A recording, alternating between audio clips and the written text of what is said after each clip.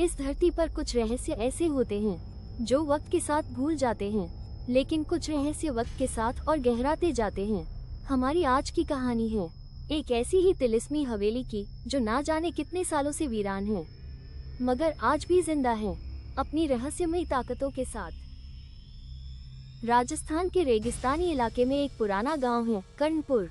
इस गांव के बाहर दूर एक ऊंची पहाड़ी पर एक हवेली है, राजमहल हवेली। कहा जाता है कि इस हवेली में आखिरी बार 200 साल पहले कोई जिंदा इंसान गया था और फिर कभी लौट कर नहीं आया।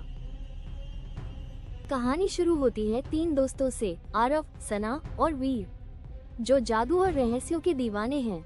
गर्मियों की छुट्टियों में वे कर्णपुर गांव घूमने आते हैं और राजमहल हवेली के बारे में सुनते हैं।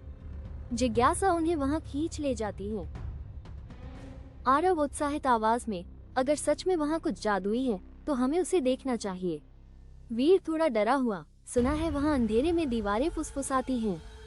सना हिम्मत वाली आवाज में, तो फिर चलो, डर कर पीछे हटने वालों में से नहीं हैं हम। हवेली का दरवाजा धीरे से खुलता है और भीतर घुसते ही उन्हें नजर आती है एक चमकती हुई दीवार जिस पर खुद ब खुद नक्शा बनता जा रहा था। वो कोई आम नक्शा नहीं था, बल्कि ये एक चेतावनी थी। सना घबराए आवाज में, ये नक्शा जैसे हमें किसी जगह ले जाना चाहता है। वो तीनों जैसे ही उस दीवार को छूते हैं, जमीन हिलती है और हवेली के नीचे छिपा एक गुप्त तहखाना खुल जाता है। लेकिन वहाँ कोई राजा नहीं, वहाँ तो एक बंद अलमारी थी, वक्त की पिटारी। पिटारी के ऊपर लिखा था, इसे खोलो अगर तुम सच का सामना कर सकते हो।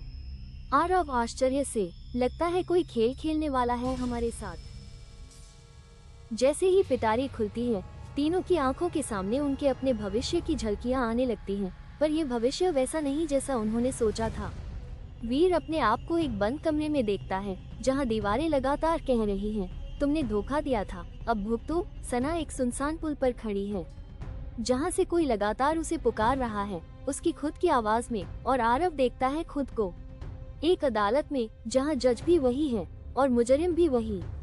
अब उन्हें समझ आता है, तिलिस्म कोई जादूगर नहीं बल्कि खुद हवेली है, और ये हवेली उनकी अंतरात्मा की परछाइयों को जिंदा कर देती है। एक एक करके वे अपने डर का सामना करते हैं। वीर अपने सबसे बड़े राज को कबूल करता है, सना अपनी आवाज को स्वीकार करती है और आरव सच्चाई का फैसला सुनाता है।